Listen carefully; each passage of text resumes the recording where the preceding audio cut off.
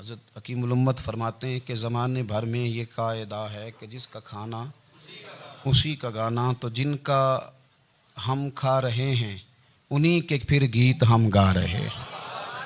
کائنات ارضی اور سماوی پر سب سے بڑا، سب سے شاندار، سب سے خوبصورت، سب سے ٹھنڈا، سب سے امن والا جو انقلاب ہے وہ میرے نبی پاک نے برپا فرمایا۔ بڑی یہ کم نصیبی ہے کہ مسلمانوں میں فرقے بن گئے اور امت تقسیم ہو گئی اور تقسیم ہونے سے کمزور ہو گئی۔ لیکن افسوس کی بات یہ ہے کہ لوگ اس بات کو سمجھنے سے عاری ہیں کہ عید میلاد النبی صلی اللہ تعالیٰ علیہ وسلم تو امت اس بات کے شکر کے طور پہ مناتی ہے کہ اللہ نے ہمیں اپنے نبی کا غلام بنایا۔ آؤ میں تمہیں مسلم شریف پڑھ کے سناتا ہوں، اور راوی بھی وہ بندہ جو ہر وقت حضور کے قریب رہتے تھے، حضرت انس بن مالک رضی اللہ تعالیٰ۔ آپ فرماتے ہیں مجھے وہ دن بھولتا ہی نہیں، میں بھلا سکتا ہی نہیں جس دن میرے نبی پاک مکے سے ہجرت کر کے مدینہ طیبہ تشریف لائے۔ حضور اس دن کیا ہوا تھا؟ تو حضرت انس بن مالک فرماتے ہیں ساری بیبیاں چھتوں پہ چڑھ گئیں، ساری عورتیں اپنے اپنے کام میں مصروف ہوتی ہیں، کوئی کسی وجہ سے چھت پہ چڑھ جائے تو چڑھ جائے، ساری کٹھی تب بھی چڑھتی ہیں جب گلی میں کچھ اور ہو، جب کوئی انوکھی بات۔ ساری بیبیاں چھتوں پہ چڑھ گئیں، بچے درختوں کے ساتھ چمٹ گئے، اور فرماتے ہیں کہ 70 کے قریب لوگ حضور کی سواری کے آگے تھے اور باقی سینکڑوں کی تعداد سے سواری کے پیچھے تھے، اور فرماتے ہیں یہ الگ منظر تھا۔ اور یہ مسلم شریف میں نعرہ موجود ہے، مسلم شریف میں یہ صحیح مسلم میں موجود ہے کہ جب حضور مدینے آ رہے تھے تو مدینے والے نعرہ لگاتے تھے یا محمدہ یا رسول اللہ، اور چلتے ہوئے لگا رہے تھے یا محمدہ یا رسول اللہ کا وہ نعرہ لگا رہے تھے۔ اور پھر حضرت انس بن مالک فرماتے ہیں یہ دو منظر یہ تھے، ایک تیسرا منظر بھی تھا۔ مدینہ شریف کے اندر کچھ قبیلے تھے، آج بھی ایسا ہونا نہیں چاہیے، یہ اسلام نہ صرف اس کو ناپسند کرتا ہے بلکہ اس کی تردید کرتا ہے۔ چھوٹی برادری بڑی برادری آج بھی تقسیم ہے، نہیں ہونی چاہیے۔ عرب کے اندر بھی تقسیم تھی، کچھ قبیلوں کو چھوٹا جانتے تھے، کچھ کو بڑا جانتے تھے۔ ایک قبیلہ تھا بڑا قبیلہ، بنو نجار کا، چودھریوں کا قبیلہ، سیٹھوں نوابوں کا قبیلہ، بڑے لوگوں کا قبیلہ۔ اس قبیلے کی بیٹیاں ایک کونے میں دف لے کے بیٹھ گئیں۔ نبی پاک صلی اللہ تعالیٰ علیہ وآلہ وسلم کے غلاموں بات کو سمجھیں۔ ایک منظر یہ کہ عورتیں چھتوں پہ، آج ہم منع کریں گے کیونکہ یہ پردے کی آیتیں نازل ہونے سے پہلے کی بات ہے، اب آیتیں آ گئیں، اب ہم یہ اجازت نہیں دیتے۔ عورتیں چھتوں پہ چڑھ گئیں، مرد گلیوں میں نعرے لگانے لگے، اور بنو نجار قبیلے کی بیٹیاں، چھوٹی بچیاں وہ ایک کونے میں دف لے کے بیٹھ گئیں اور وہ پڑھنے لگیں طلع البدر علیہ۔ اب تو میلاد غریبوں میں رہ گیا ہے، ہمارے یہاں فیشن ہو گیا ہے، جب حالات خراب ہوتے ہیں تو لوگ برکت کے لیے میلاد کراتے ہیں، اور جب امیر ہو جاتے ہیں پھر انہیں میلاد کے جائز ہونے کی دلیل ہی کوئی نہیں ملتی، پھر وہ یہ فیشن ہے۔ حضرت حکیم الامت فرماتے ہیں کہ زمانے بھر میں یہ قاعدہ ہے کہ جس کا کھانا اسی کا گانا، تو جن کا ہم کھا رہے ہیں انہی کے پھر گیت ہم گا رہے۔ کائنات ارضی اور سماوی پر سب سے بڑا، سب سے شاندار، سب سے خوبصورت، سب سے ٹھنڈا، سب سے امن والا جو انقلاب ہے وہ میرے نبی پاک نے برپا فرمایا۔ بڑی یہ کم نصیبی ہے کہ مسلمانوں میں فرقے بن گئے اور امت تقسیم ہو گئی اور تقسیم ہونے سے کمزور ہو گئی۔ لیکن افسوس کی بات یہ ہے کہ لوگ اس بات کو سمجھنے سے عاری ہیں کہ عید میلاد النبی صلی اللہ تعالیٰ علیہ وسلم تو امت اس بات کے شکر کے طور پہ مناتی ہے کہ اللہ نے ہمیں اپنے نبی کا غلام بنایا۔ آؤ میں تمہیں مسلم شریف پڑھ کے سناتا ہوں، اور راوی بھی وہ بندہ جو ہر وقت حضور کے قریب رہتے تھے، حضرت انس بن مالک رضی اللہ تعالیٰ۔ آپ فرماتے ہیں مجھے وہ دن بھولتا ہی نہیں، میں بھلا سکتا ہی نہیں جس دن میرے نبی پاک مکے سے ہجرت کر کے مدینہ طیبہ تشریف لائے۔ حضور اس دن کیا ہوا تھا؟ تو حضرت انس بن مالک فرماتے ہیں ساری بیبیاں چھتوں پہ چڑھ گئیں، ساری عورتیں اپنے اپنے کام میں مصروف ہوتی ہیں، کوئی کسی وجہ سے چھت پہ چڑھ جائے تو چڑھ جائے، ساری کٹھی تب بھی چڑھتی ہیں جب گلی میں کچھ اور ہو، جب کوئی انوکھی بات۔ ساری بیبیاں چھتوں پہ چڑھ گئیں، بچے درختوں کے ساتھ چمٹ گئے، اور فرماتے ہیں کہ 70 کے قریب لوگ حضور کی سواری کے آگے تھے اور باقی سینکڑوں کی تعداد سے سواری کے پیچھے تھے، اور فرماتے ہیں یہ الگ منظر تھا. اور یہ مسلم شریف میں نعرہ موجود ہے, مسلم شریف میں, یہ صحیح مسلم میں موجود ہے کہ جب حضور مدینے آ رہے تھے تو مدینے والے نعرہ لگاتے تھے یا محمدہ یا رسول اللہ, اور چلتے ہوئے لگا رہے تھے یا محمدہ یا رسول اللہ کا وہ نعرہ لگا رہے تھے. اور پھر حضرت انس بن مالک فرماتے ہیں یہ دو منظر یہ تھے, ایک تیسرا منظر بھی تھا. مدینہ شریف کے اندر کچھ قبیلے تھے, آج بھی ایسا ہونا نہیں چاہیے, یہ اسلام نہ صرف اس کو ناپسند کرتا ہے بلکہ اس کی تردید کرتا ہے. چھوٹی برادری بڑی برادری آج بھی تقسیم ہے, نہیں ہونی چاہیے. عرب کے اندر بھی تقسیم تھی, کچھ قبیلوں کو چھوٹا جانتے تھے, کچھ کو بڑا جانتے تھے. ایک قبیلہ تھا بڑا قبیلہ, بنو نجار کا, چودھریوں کا قبیلہ, سیٹھوں نوابوں کا قبیلہ, بڑے لوگوں کا قبیلہ. اس قبیلے کی بیٹیاں ایک کونے میں دف لے کے بیٹھ گئیں. نبی پاک صلی اللہ تعالیٰ علیہ وآلہ وسلم کے غلاموں بات کو سمجھیں. ایک منظر یہ کہ عورتیں چھتوں پہ, آج ہم منع کریں گے کیونکہ یہ پردے کی آیتیں نازل ہونے سے پہلے کی بات ہے, اب آیتیں آ گئیں, اب ہم یہ اجازت نہیں دیتے. عورتیں چھتوں پہ چڑھ گئیں, مرد گلیوں میں نعرے لگانے لگے, اور بنو نجار قبیلے کی بیٹیاں, چھوٹی بچیاں وہ ایک کونے میں دف لے کے بیٹھ گئیں اور وہ پڑھنے لگیں طلع البدر علینا. اب تو میلاد غریبوں میں رہ گیا ہے, ہمارے یہاں فیشن ہو گیا ہے. جب حالات خراب ہوتے ہیں تو لوگ برکت کے لیے میلاد کراتے ہیں, اور جب امیر ہو جاتے ہیں پھر انہیں میلاد کے جائز ہونے کی دلیل ہی کوئی نہیں ملتی. پھر وہ یہ فیشن ہے, پھر یہ فیشن ہے کہ میری سوسائٹی نہیں ہو گئی, کتابیں نہیں ہو گئیں, فرنیچر نیا ہو گیا, دوست نئے ہو گئے, تو مذہب وہی پرانا. اوئے ہوئے کوئی ترقی کرنی چاہیے, پھر وہ ترقی کرتے ہیں بیچارے. اور جن کی پیچھے 10 نسلیں اور 50 نسلیں میلاد مناتی آنے کو اتنی دلیل کوئی نہیں ملی. سبحان اللہ. جن کی دادی وضو کر کے کھیر پکاتی تھی 11ویں کی, جب امیر ہو جاتے ہیں تو انہیں 11ویں پکانے کی دلیل ہی نہیں ملتی. اب آپ امیر ہو گئے میرے بھائی, آپ کا فیشن ہے, یہ طبیعت کا حصہ ہے. آپ چاہتے ہیں کہ میں وہ کام کروں جو درویش لوگ, سادے لوگ نہیں کرتے. تم اپنے معاملات کو بچانے کے لیے نعرے لگاؤ تو تمہارے پاس ساری دلیلیں ہیں, لیکن یہ تمہارا نصیبہ ہے کہ تم جھوٹوں کے نعرے لگاتے ہو. لیکن یہ غریبوں کا نصیبہ ہے کہ میلاد والے رسول کا نعرہ لگا. یہ غریب کا حصہ ہے. لیکن وہ بنو نجار کی بچیاں غریب نہیں, امیر گھرانے سے تھیں. انہوں نے جو بات کی اس کو حفیظ جلندری نے لکھا. مرحوم کہنے لگے کہ وہ ننھی بچیاں, چھوٹی بچیاں تھیں, کہتے وہ ننھی بچیاں وہاں بیٹھ کر دف بجاتی تھیں اور رسول پاک کی جانب اشارے کر کے گاتی تھیں, اور لوگوں سے کہتی تھیں کہ یہ کو ہمارا پیشہ نہیں دف بجانا, ہم تو چودھریوں کی بیٹیاں ہیں, ہم تو بڑے خاندان سے ہیں. وہ ننھی بچیاں جو بیٹھ کر وہاں دف بجاتی تھیں, رسول پاک کی جانب اشارے کر کے گاتی تھیں اور کہتی تھی ہم ہیں بچیاں نجار کے عالی گھرانے کی, خوشی ہے آمین. کہتے وہ ننھی بچیاں وہاں بیٹھ کر دف بجاتی تھیں اور رسول پاک کی جانب اشارے کر کے گاتی تھیں, اور لوگوں سے کہتی تھیں کہ یہ کو ہمارا پیشہ نہیں دف بجانا, ہم تو چودھریوں کی بیٹیاں ہیں, ہم تو بڑے خاندان سے ہیں. وہ ننھی بچیاں جو بیٹھ کر وہاں دف بجاتی تھیں, رسول پاک کی جانب اشارے کر کے گاتی تھیں اور کہتی تھی ہم ہیں بچیاں نجار کے عالی گھرانے کی, خوشی ہے آمنہ کے لال کے تشریف لانے. ہمیں بڑی خوشی ہے آمنہ کے لال کے, خوشی ہے آمنہ کے لال کے, خوشی ہے آمنہ کے لال کے, ہمیں خوشی ہے آمنہ کے لال کے تشریف, خوشی ہے بس آمنہ کے لال کے تشریف. نبی پاک صلی اللہ تعالیٰ علیہ وآلہ وسلم سے امت کا جذباتی رشتہ ہے. یہ پہلے دن سے ابو جہل کب منع کرتا تھا کسی مسلمان کو کہ خانہ کعبہ میں نماز نہ پڑھو, کہتا پڑھو. حضرت صہیب ابن سنان رومی سے اس نے کہا کہ آپ اپنے طریقے کے مطابق, مسلمانوں کے طریقے کے مطابق کعبے کے اندر نماز پڑھیں, جو مرضی کریں.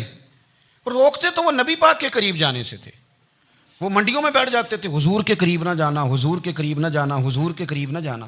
میری بات کو آپ سمجھے اور ہمیشہ یاد رکھیں, امت کا نبی پاک سے جذباتی رشتہ, جذباتی. یہ جو رسول اللہ کی امت ہے یہ گناہ گار ہو سکتی ہے پر اپنے نبی کی غدار نہیں ہوتی. میں آپ کو صحیح کہہ رہا ہوں. میرے کلین شیو نوجوان کے کان میں آپ جا کے کہیں نبی پاک, چاہے اس نے نماز نہ پڑھی ہو, چاہے اس نے داڑھی نہ رکھی ہو, آپ حضور کا نام لیں اس کے رونگٹے کھڑے ہو جاتے ہیں.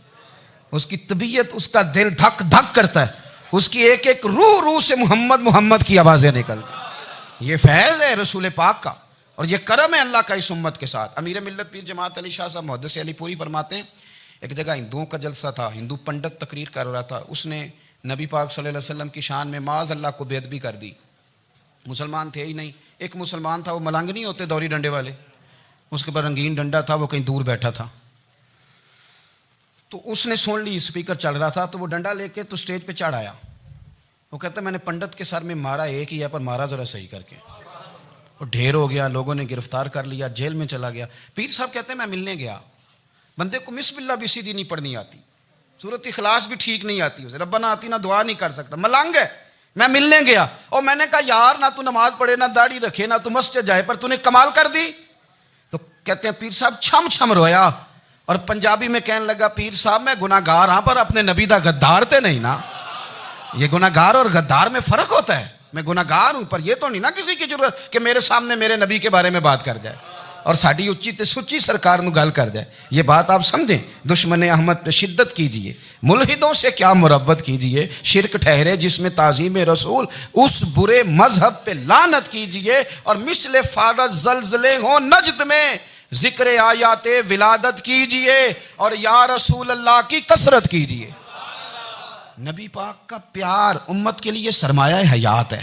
رسول پاک کے ساتھ امت کا والہانہ رشتہ ہے. نبی پاک کے ساتھ والے حضرت خبیب کو گرفتار کر لیا مکے والوں نے. اس وقت غربت تھی اسلام پر. مکے میں سارے لوگ کٹھے ہو گئے اور چوک میں پھانسی دینے لگے حضرت خبیب کو. کہنا آسان ہے، کرنا بڑا مشکل ہے. بندہ جیل میں الجھ جائے تو میں نے بڑے بڑے سیانے لوگ معافیاں مانگتے دیکھے. بڑے قید تنہائی بذات خود ایک مصیبت ہے. آپ کو اکیلا رہنا پڑ جائے نا، یہ لاک ڈاؤن ہوا ہے تو لوگ نفسیاتی مریض بن گئے. اکیلے رہنا، تنہا رہنا کوئی چھوٹا کام ہے.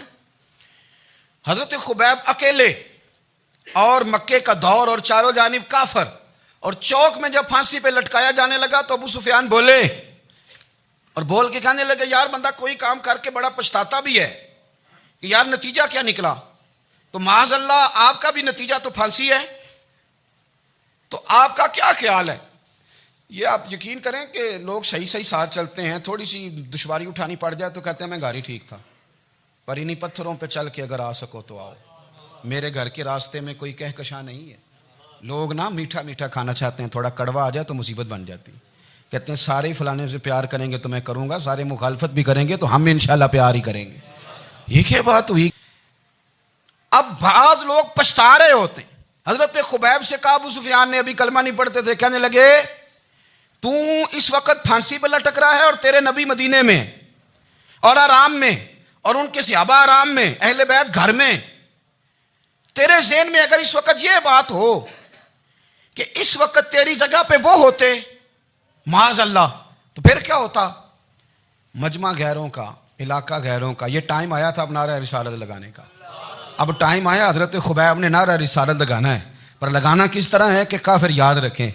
حضرت خبیب سے کہنے لگے اگر تیری جگہ حضور ہوتے تو پھر تیرا کیا خیال ہے معاذ اللہ. تو حضرت خبیب کہنے لگے تم ابھی بھی نہیں سمجھے. ٹھیک ہے میں مکے میں اکیلا ہوں، سارے لوگ مدینے میں ہیں، پر میں پچھتا نہیں رہا، میں تو فخر کر رہا ہوں. میں فخر کر رہا ہوں اس لیے کہ چوری کر کے جان نہیں دے رہا، مدینے والے کی عزت پہ جان دے رہا ہوں. میں فخر کر رہا ہوں. فرمایا سن، تو کہتا ہے تیری جگہ حضور ہوتے اور تم انہیں یہاں معاذ اللہ پھانسی پہ لٹکاتے. فرمایا سن، میں تو یہ بھی پسند نہیں کرتا کہ میں گھر میں بیٹھا ہوں اور میرے نبی کو ہلکا سا کانٹا بھی چبھ جائے. ہمارا اپنے نبی سے محبت کا رشتہ ہے. ایک کانٹا بھی حضور کے قدم مبارک میں چبھے ہمیں برداشت. مجمع ان کا تھا، نعرے لگ رہے تھے، ہم نے مسلمان پکڑ لیا. لیکن حضرت خبیب نے اکیلے، اللہ کرے آپ کو میری بات کی سمجھ آئے، اللہ کرے آپ کو سمجھ آئے، اکیلے جب پھانسی کے تختے کے قریب نعرہ لگایا نا کہ میں تو کانٹا بھی نہیں چبھنے دوں گا اپنے نبی کو. اب سارے ہار گئے. اب اس ایک جملے نے نا ان کو شکست خوردہ کر دیا. اب بول کچھ نہیں سکتے تھے، گردنیں جھک گئیں. اور جب سناٹا چھایا تو ابو سفیان ساتھ والے سے کہنے لگا باقی ساری باتیں اپنی جگہ پر ہیں، پر اصحاب محمد سے پیار تو بڑا ہی کرتے ہیں نا. اور وہ کچا رنگ للاری والا جیڑا چڑھدا تے لیندا رہندا، اے عشق تیرے دا رنگ محمد چڑھ جائے پھر نہیں لیندا. کہا یار پیار تو یہ کرتے ہیں نا، اس میں کوئی شک والی بات. اس پیار سے کافر ڈرتا ہے. نبی پاک کے ساتھ جذباتی وابستگی، حضور کے ساتھ غلاموں کا جذباتی رشتہ، اور نبی پاک صلی اللہ تعالی علیہ وسلم کی آمد پر تشکر کے جذبات. امام رازی نے لکھا ہے کہ حضرت موسیٰ کلیم اللہ علیہ السلام نے تورات کی تختیوں کے اندر ایک امت کا ذکر پڑھا کہ جو امت گناہ کا ارادہ کرے گی تو گناہ لکھا نہیں جائے گا جب تک کر نہ لے، اور نیکی کا ارادہ کرے گی تو رب ان کی نیکی لکھ دے گا، اور جب وہ کر لے گی تو اللہ 10 گنا اجر عطا کرے گا. اور وہ ایسی امت ہوگی کہ جن کے چہرے قیامت کے دن نور کی طرح چمکیں گے، اور وہ امت ہوگی جن کی اللہ تعالیٰ زمین ساری پاک فرما دے گا، جہاں نماز پڑھیں گے نماز ہو جائے گی. یہ تذکرے پڑھ کے تو حضرت موسیٰ کلیم عرض کرنے لگے اللہ یہ امت میری بنا دے. تو رب کریم نے فرمایا کہ موسیٰ نہیں، یہ تو میرے محبوب کی امت ہے. فرمایا یہ تو میرے نبی پاک کی امت، حضور کی امت. اللہ اکبر. حضرت موسیٰ معمولی آدمی نہیں، وہ جلیل القدر پیغمبر ہیں جن کا قرآن کے ہر سپارے میں تذکرہ ہے، کہیں واضح طور پہ کہیں اشارتاً، ہر پارے میں. اور حضرت موسیٰ اللہ کے وہ نبی ہیں جو رب سے ڈائریکٹ باتیں کریں کوہ طور. کہا اے موسیٰ یہ امت تو میرے نبی کی ہے. تو حضرت موسیٰ علیہ السلام عرض کرتے ہیں، امام راضی نے لکھا ہے، کہتے ہیں اے اللہ پھر مجھے اپنے نبی کی امت میں شامل کر. وہ یار ہمیں لوگ کہتے ہیں میلاد نہ مناؤ. جس امت میں آنے کے لیے حضرت موسیٰ نے دعا مانگی، جس محبوب کی غلامی کے لیے، ہمیں تو دعا بھی کوئی نہیں مانگنی پڑی، اللہ نے فضل سے ہی مدینے والے کا غلام بنا دیا. تو ہم حضور کے تذکرے نہ کریں، ہم تشکر نہ کریں، ہم نبی پاک صلی اللہ تعالی وسلم کی نعت نہ پڑھیں، ہم حضور کے آنے پر جشن کا اظہار نہ کریں. ہر وہ جائز طریقہ جس سے اظہار خوشی ہو سکے وہ میلاد پہ کرنا چاہیے، اور اس کے لیے اسباب بنانے چاہیے. امت کا ایک جذباتی انداز ہونا چاہیے نبی پاک کے ساتھ، ایک وارفتگی، ایک ذوق، ایک طبیعت کے اندر وجدان. نعرہ مطلب اس طرح نہ ہو کہ بس چل رہا ہے کام. میں نہیں ہوں قائل، میں کہتا ہوں پہلے تو کوئی لگائے نہ، اور پھر نعرہ جب لگتا تھا نا تو مسلمانوں کے یہاں نعرہ لگتا تھا تو بڑے بڑے لوگ کانپ جاتے تھے. صوفیاء نے لکھا ہے کہ حضرت عمر نے جب کلمہ پڑھا نا تو 39 بندے کلمہ پڑھتے تھے. تو نبی پاک نے رات کو دعا مانگی، اے اللہ عمر کو مسلمان کر کے اسلام کو عزت دے.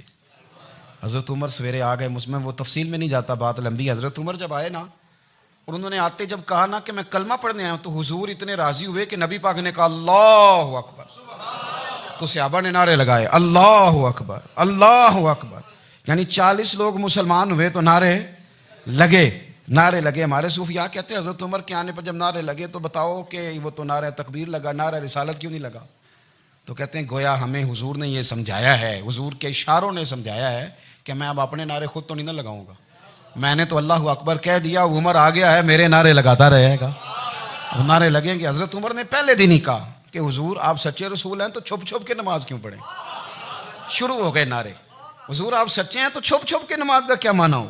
تو حضور نے فرمایا تیرا کیا ارادہ ہے؟ کہ حضور سارے نہیں، ایک میں ایک امیر حمزہ، ایک لائن کے آگے وہ لگ جائے، ایک کے آگے میں لگ جاؤں، اور باقی مسلمان جتنے ہیں کل 40 تھے، پیچھے 18 19 بچیں گے، تو ایک لائن میں وہ ہو جائیں، ایک میں آگے، ایک میں امیر حمزہ ہو، ایک میں ہوں. تو دیکھ لیتے ہیں یہ ہمیں نماز کیسے نہیں پڑھنے دیتے. ہاں دیکھ لیتے ہیں. آئے نا میدان میں، ادھر آ ستمگر ہنر آزمائیں تو تیر آزما ہم جگر آزمائیں. اور غلامان محمد جان دینے سے نہیں ڈرتے، یہ سر کٹ جائے یہاں رہ جائے کچھ پرواہ نہیں کرتے. فرمایا بھی پتہ چل جاتا ہے نا، ایک لائن میں حضرت امیر حمزہ ہو گئے، ایک میں حضرت عمر ہو گئے. پہلے یہ مارتے تھے جو حرم شریف میں مسلمانوں کے طریقے پہ نماز پڑھتا تھا. یہ جلوسوں کی بڑی برکت ہے، اندر بیٹھے رہے نا چپ کر کے، نکل جائیں تو پتہ کچھ بھی نہیں چلتا. جب نکلتے ہیں نا لوگ کہتے ہیں جلوس کیا معنی ہے، تو میں بتاتا ہوں نا جلوس کا معنی کیا ہے. حضرت عمر نے باہر نکلے 2 لائنوں کا جلوس، لمبا بھی کوئی نہیں، بندے بھی 40. اور جناب فاروق اعظم باہر نکلے تو عمر کا نعرہ، عمر کا. حضرت عمر نے یوں کر کے آستینیں بازو کی چڑھا لی، اور اپنے گلے میں جو ان کے رومال تھا نا اس کو یوں سینے پہ باندھا، اور اس ہاتھ میں تلوار تھی تو یوں کر کے باہر لہرائی. کہنے لگے او مکے کے کافرو ادھر آؤ میرے سامنے. جس نے اپنی بیوی بیوہ کرانی ہو، جس نے بچے یتیم کرانے ہوں، وہ آئے میدان میں. مصطفیٰ کے غلام آج سڑکوں پہ نکل آئے میدان میں ہمارے سامنے ہمارا مقابلہ کرے. آئے نا میدان میں، ہم نکلے ہیں. اب ہم یہاں کعبے میں اعلانیہ نماز پڑھیں گے، ہم پڑھیں گے. طاقت ہے تو آؤ نا ہمارا مقابلہ کرو، آؤ. کفر بذات خود بہت بڑا جھوٹ ہے، اور جھوٹ کے پیر بس 2 بندے نکلے تلواریں لے کے آگے. تو پھر حضرت عمر نے اعلانیہ نماز پڑھوائی خانہ کعبہ. تو میرے بھائی رسول اللہ صلی اللہ علیہ وسلم کے غلام تو جب نعرہ لگاتے تھے تو ہو ہی کمال جاتا تھا. پھر بریلی کے امام بولے، کہنے لگے پیش حق مجدہ شفاعت کا سناتے جائیں. حضور قیامت کے دن آگے نا ہمارے آگے خوشخبری دیں گے، کہیں گے تم فکر نہ کرو، آ جاؤ میں تمہیں بخشواتا ہوں، میں تمہاری سفارش، آ جاؤ پیچھے. حضور نہ پیش حق مجدہ شفاعت کا سناتے جائیں گے. یقین کریں بریلی کے امام کو بھی بڑا ہی رنگ آتا ہے بیان کرنے کا. کہنے لگے آپ روتے جائیں گے. اللہ کو منانا ہے نا حضور نے. کہتے ہیں پیش حق مجدہ شفاعت کا سناتے جائیں گے, آپ روتے جائیں گے پر ہم کو ہنساتے جائیں گے. باغ جنت میں محمد مسکراتے جائیں گے, پھول رحمت کے گریں گے, ہم اٹھاتے جائیں گے, اور حشر میں ہوگا ہمارا داخلہ اس شان سے ہم یا رسول اللہ کا نعرہ لگاتے جائیں. ہم یا رسول اللہ کا نعرہ. امام راضی کہتے ہیں حضور نے ایک رکا پکڑا چھوٹا سا, ایک بندے کو لوگ دوزخ میں لے کے جا رہے ہیں. اچھا مجھے ایک بات بتاؤ, فیصلہ پہلے ہو گیا ہے, اللہ کے سامنے ہوا ہے, اور فیصلہ ہو گیا اور طے ہو گیا کہ دوزخ میں جانا ہے. وہ قریب پہنچ گئے دوزخ کے, تو حضور نے دیکھ لیا, اور بتایا کس نے؟ حضرت آدم نے. حضرت آدم کہنے لگے حضور وہ آپ کے غلام کو دوزخ میں لے جا رہے ہیں. نبی پاک آگے گئے, کیا پڑھتے ہیں ہمارے بھائی؟ حضور نے مجھے ان سے چھڑا کے چھوڑ دیا. نبی پاک صلی اللہ علیہ وسلم آگے گئے, فرمایا ادھر آؤ, کہاں لے کے جا رہے ہو؟ اللہ کے سامنے فیصلہ ہوا ہے نا, فرشتوں نے کیا ہے نا. فرشتے کو کسی سے بددیانتی تو نہیں نہ کرتے, فرشتوں نے جو کیا ٹھیک کیا ہے نا. کیوں لے کے جا رہے ہو؟ سونے گناہ زیادہ ہیں, نیکیاں تھوڑی ہیں. فرمایا میرے سامنے تولو. کسی فرشتے نے نہیں کہا کہ سونے معاذ اللہ ہم کو بے ایمان ہے, ہماری کوئی اس سے زد چل ساڈا کو بننا سان جائے دے نال. بھائی میرا مطلب ہے صحیح تولا ہے, فیصلہ ہے, فرمایا دوبارہ تولو. گویا رب بھی فرماتا ہے جیسے میرا محبوب کہتا ہے ویسے ہی کر. اور کوئی نہیں, دوبارہ تول لو, کوئی حرج نہیں, تولو نا دوبارہ. فرشتے دوبارہ آئیں گے, انہوں نے دوبارہ تولا, ایک پلڑے میں نیکیاں ایک پلڑے میں گناہ. اب وہ گناہ پھر زیادہ نکلے تو نبی پاک نے نا جیب سے اتنا سا رکا نکالا. رکے کا بھی کوئی وزن ہوتا ہے, وہ حضور نے نیکیوں کے پلڑے میں رکھ دیا, نیکیاں بڑھ گئیں. فرشتے بھی چپ کر گئے. چلو بھائی جنت میں. میری طرح کا تھا نا پتہ سارا سردار نے کیتی ہے, پتہ تو تھا نا اسے من آنم کے من دانم. تو سیدھا حضور کے قدموں سے جا لگا, کہنے لگا سونیا میں تو ساری زندگی گناہ کرتا رہا, یہ کون سی نیکی ہے؟ تو حضور فرمانے لگے چپ کر, جنت کا دروازہ کھول گیا, تو جا جنت میں. حضور رکے میں کیا ہے؟ فرمایا تو نے ایک دن درود و سلام نہیں پڑھا تھا, میں نے تیرا سنبھال کے رکھا ہوا تیرا درود شریف, وہ نعرے رسالت بھی تو نے لگائے تھے, وہ تو کھول کے میرے تذکرے میں نے تیرا سنبھال لیا. دوزخ میں تو کیا میرا سایہ نہ جائے, کیونکہ رسول پاک سے دیکھا نہ جائے. میرے رسول پاک سر. اور میری بات سنو, میں بھی آپ کو کھانا نہیں کھلاتا, لنگر میرے سنگی کھلاتے ہیں, میرے دوست آپ کو کھانا پیش کرتے ہیں. ہر جگہ آپ جاتے ہیں تو وہاں کچھ لوگوں کی ڈیوٹی ہوتی ہے, لیکن ترمذی شریف سیاستہ کی حدیث ہے. حضرت انس نے پوچھا تھا حضور قیامت میں کہاں ملیں گے؟ فرمایا حوض کوثر پہ. حضور وہاں انس پانی پلائیں گے کہ بلال پلائیں گے کہ سہیب پلائیں گے؟ فرمایا نہیں, امت پیاسی آئے گی تو میں اپنے دست مبارک سے پانی پلاؤں. حضور وہاں نہ ملے تو فرمایا پل صراط پہ آنا, امت گزرے گی تو میں رب سلم کی دعائیں کروں گا. تو اعلیٰ